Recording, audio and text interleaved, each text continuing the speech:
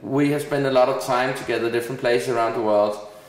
And one of the questions I would like to ask you is, how do you see the development in the volume of content in the future? And the development, I'm thinking about in two directions. Would we see much more online content in the future? So it goes from offline to online content. And would you see that the volume in numbers of articles, minutes of videos, music on the internet and all that, how will you see the volume measured maybe in bytes and kilobytes and gigabytes? How do you see that development over the next 5 to 10 years? All interesting questions. Well, first, we think the distinction between online and offline is disappearing. I would argue that it's only a semantic debate as to whether television is a URL on the internet or the internet is a channel on a television set. So we think all content's going to be put online. We still may consume some print, some traditional television, but even that's going to end up online. So we think online is going to control almost everything. Tablets have really pushed that to the new level, because tablets are becoming television sets. I mean, we think the three devices people are going to own in their lives are high-definition television sets, smartphones, and tablets. One of the interesting things we're seeing regarding content is we've never seen so much amateur content before. In the past, the only amateur content we ever saw were our own home videos, and most of those weren't very good. And now with YouTube, they use numbers like 300 hours a minute of video is uploaded, and we've never seen so much content surrounded by so much new content. But sadly, even though there's that occasional viral video that reaches 100 million people, most of that content is, if you'll excuse the phrase, crap. Most of it's not so good. We're actually seeing now that consumers are developing an appreciation of the quality of professionally produced video, a video with writers and directors, and because it stands out in a way it never could before. So Hollywood has always said content is king. I agree with that, and I would say now, if you'll pardon the deliberately inappropriate grammar, if content was king, content today is kinger. It is, and that's what's driving everything. That's what's monetizable. That's what's appealing as content people want to watch. And that comes primarily from professionally produced content, and once in a while from a couple of guys with a camcorder. But would you see that the volume of content we consume will expand? You asked me to do it in bytes, or the way, and I could try to convert that. The way I do it is in minutes. And a number I use when I talk around the world, I talk about in 1975, we spent 16 hours a week in front of a screen. Last year it was up to 41 hours. And the difference was 1975, it was one screen in the home on a schedule. Now it's 3, or depending on how you count them, 4 screens. So if you look at teenagers, they spend practically every moment of their lives, except when they're asleep and in school, in front of a screen. We think television becomes our constant companion. Television or video could never really existed outside the home until now. It always dominated our at-home awake time. We're now watching television at the airport, on the airplane, on the bus. So we think the minutes is becoming just constant. And with that, the problem for telco operators is the bandwidth needs. We saw in the US this week, Verizon started their first new data plan where they're essentially saying we're going to make everybody be unlimited on text and on voice, because they know that voice is diminishing or declining as an important service. And they know the future is data, and the thing that's mostly driving data is video. We also saw in January of 2009, the height of the global financial crisis in America, we saw small numbers of people give up broadband because they wanted to save $30 to $50 a month. They came back within a matter of a week or two, because all of a sudden most of what people do on the internet now isn't possible with dial-up. And the major reason for that is video. So we think the video explosion represents real opportunities for mobile operators and real concerns, and brings, of course, the net neutrality argument to the forefront. But the demand for video appears to be insatiable. And the last thing I'll say is, television always dominated our at-home awake time. Now video is going to dominate most of our time. But when you're telling that things is exploding like that, it makes me think, from an operator's perspective, that will say that they need to make huge investments to ensure that they can deliver the capacity which people is demanding. Because what I basically see is, you say content is king. We need some infrastructure to transport these things. And when I look at it from a political perspective, it's very often it looks like the political systems look at the telecommunication industry like the kind of an animal they have to control, they have to regulate, they have to put high taxes on them. We know it from Brazil, gigantic taxes on telecommunication. And what I basically see here is I can see the need for investments in this industry over time will explode. And what I can... And somebody has to pay for it. Someone has to pay for it. And if I see the financial situation for the telecommunication industry now and how it's evolving, it's probably like going in the same direction as the banking industry was going some years ago. So they had some challenges. Who's going to finance it?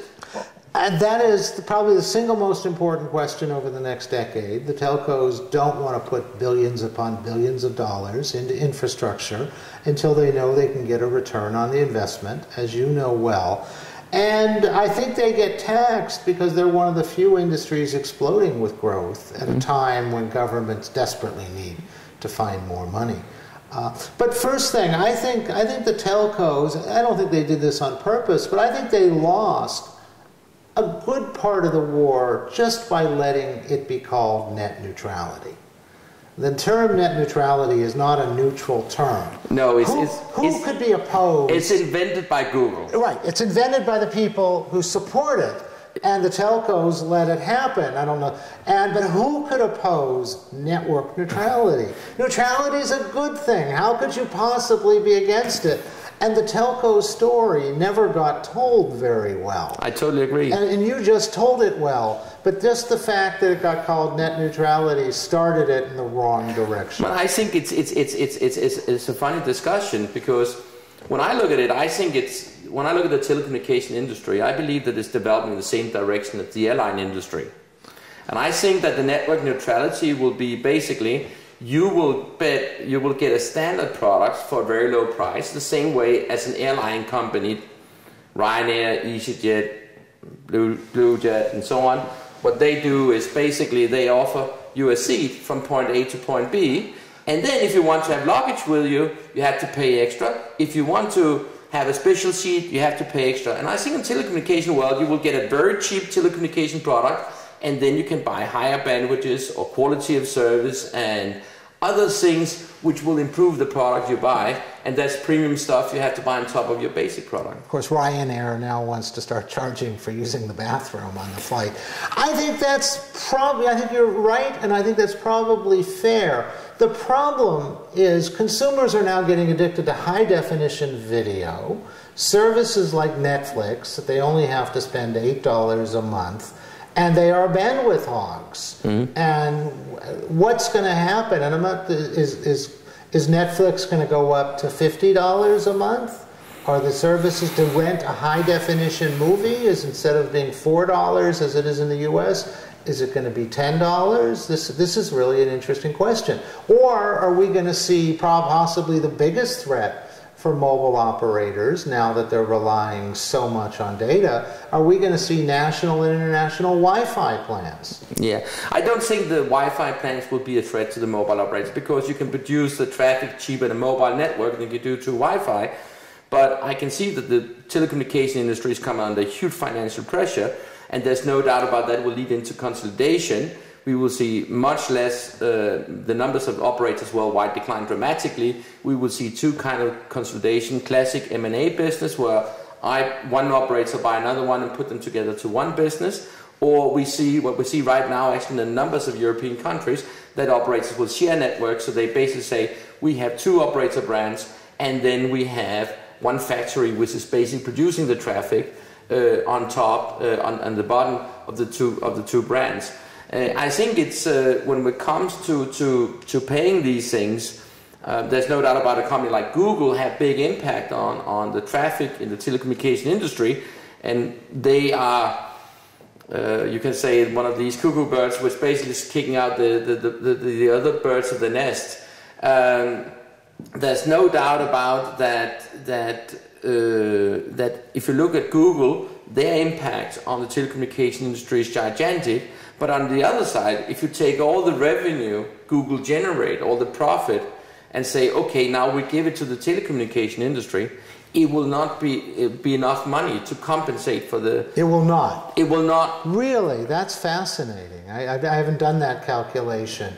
But if you took all the money Google makes, it wouldn't even fix the problem. And they're not about to give all that money away anyway. I mean, if you take it from an American perspective, to make it very simple, the American carriers' yearly capex is $40 billion. That's what the American carriers invest in infrastructure every year. And that's mainly, I mean, now T-Mobile, Deutsche Telekom is pretty much shut down any future growth, or is that not true? No, that's not true. They will invest, and they're doing that. Okay. But it's investment in fixed line and in mobile, but we talk about $40 billion.